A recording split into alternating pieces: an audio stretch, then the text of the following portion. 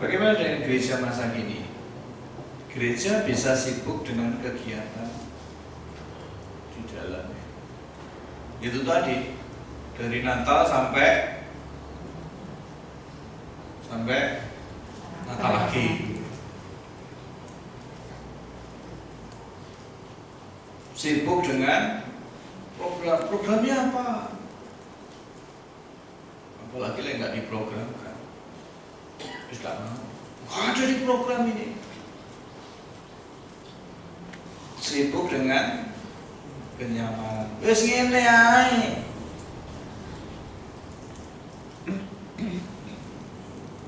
Ayo ikut pembinaan. Aduh, maaf. Saya baru terima cucu. Aduh maaf, saya baru ada pekerjaan baru. Aduh maaf, saya harus koreksi ujian siswa. Aduh maaf, saya harus jaga rumah. Aduh maaf.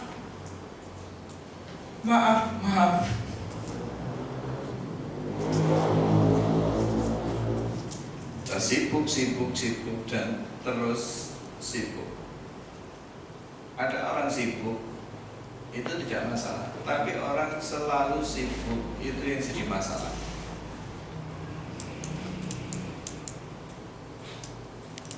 Lupa bahwa di luar sana ada jutaan orang yang belum pernah mendengar nama Yesus satu kali. Iman yang sehat tidak hanya bertanya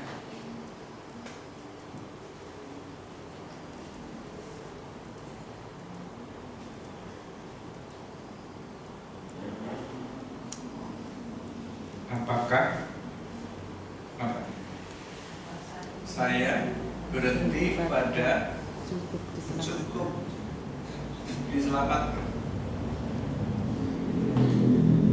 Iman yang sehat itu adalah yang selalu bertanya, siapa yang belum pernah mendengar Injil?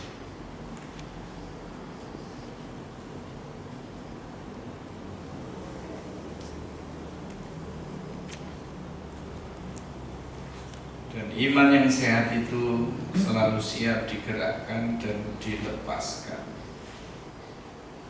22 sampai 24. Itulah sebabnya aku selalu terhalang untuk mengunjungi kamu. Ya, kita muter-muter di dalam, akhirnya itu menjadi penghalang kita untuk keluar. Apa enaknya sih terus tinggal di rumah? Bapak Ibu kalau sepanjang hari tinggal di rumah itu enak ya?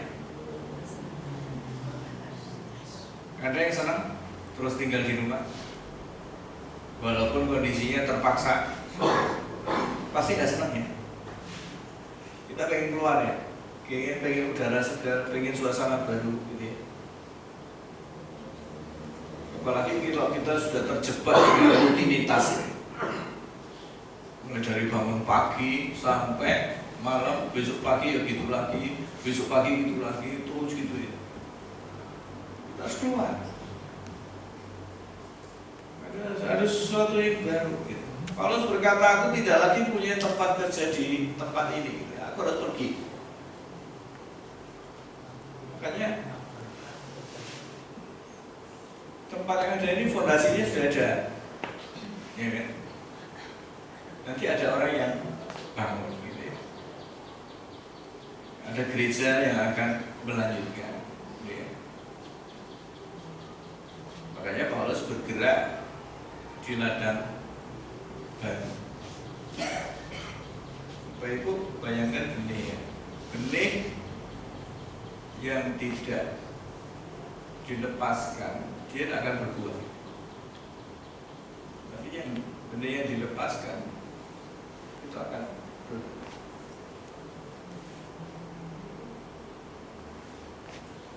Iman yang tidak pernah dilepaskan tidak pernah berbuah.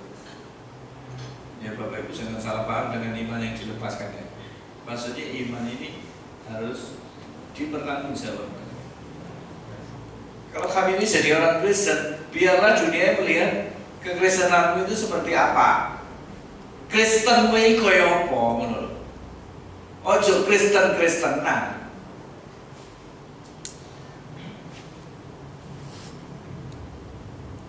Memang tidak semua kita dipanggil untuk pergi, ya. Tetapi kita bisa terlibat di dalam doa.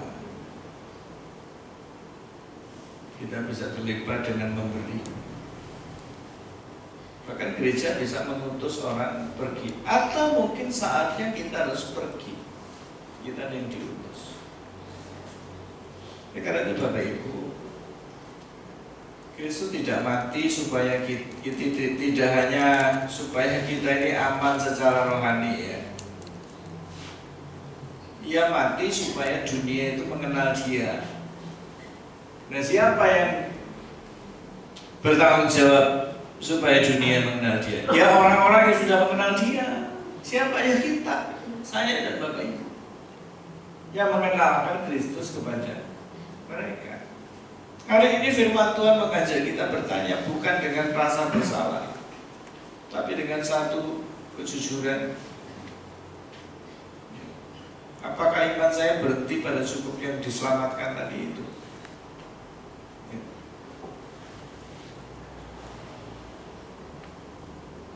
Atau iman saya sudah saya serahkan untuk misi Allah?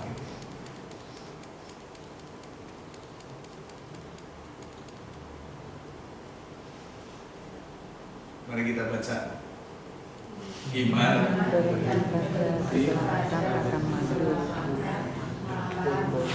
artinya tidak berdua, tetapi iman yang dipersembahkan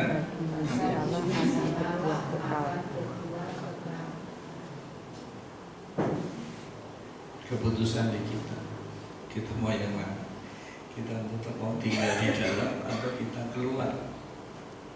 Kiranya Roh Kudus menolong kita, bukan hanya menjadi orang percaya, tetapi menjadi orang yang diutus.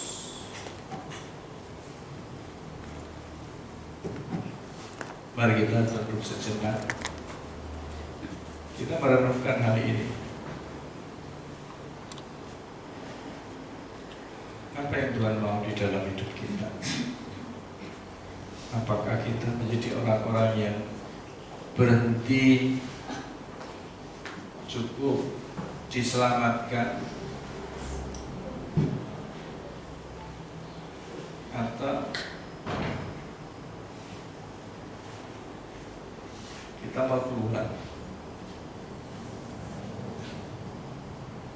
untuk menjadi orang-orang yang militan, orang yang siap diutus, orang yang siap untuk memberitakan kabar baik. Mari kita masing-masing untuk berdoa di hadapan Tuhan.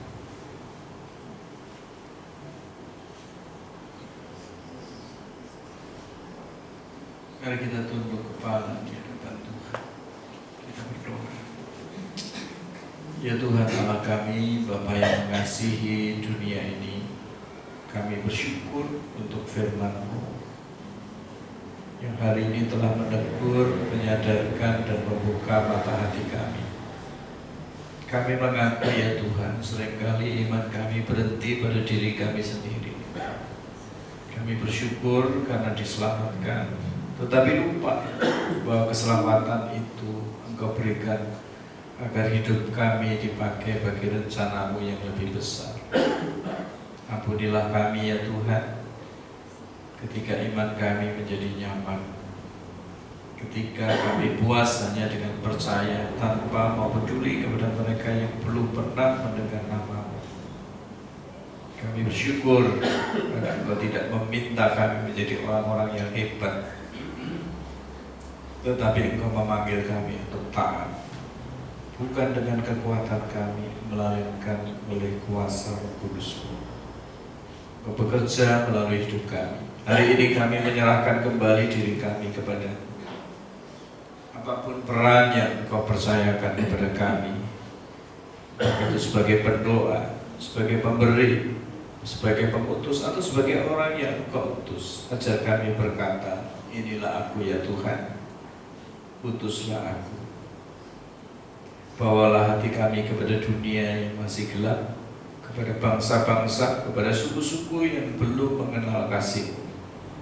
Jadikan gereja-Mu bukan gereja yang hanya terpelihara, tetapi gereja yang diutus. Kiranya firman-Mu hari ini tidak berhenti di telinga kami, tetapi berakar di hati kami dan berubah dalam hidup kami. Kami menyerahkan seluruh hidup, pelayanan dan masa depan kami ke dalam tangan-Mu. Di dalam nama Tuhan Yesus Kristus, Juru Selamat dunia, kami berdoa dan mengucap syukur. Amin.